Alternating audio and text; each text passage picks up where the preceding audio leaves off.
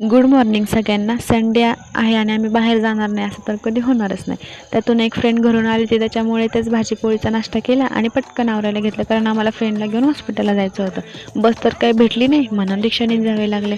मग काय महाराजांना नमस्कार करून स्टँडवरती गेलो आणि तिथून हॉस्पिटलमध्ये गेलो.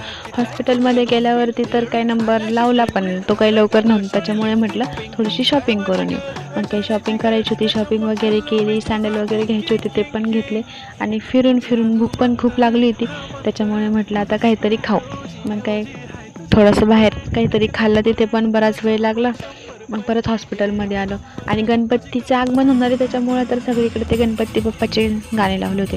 कारण तिथे शेजारी इलेक्ट्रॉनिक्सचं दुकान होतं, तिथे साऊंड चेकिंग होती. गाणे खूप मोठ्याने लावले होते, पण चांगले लावले होते.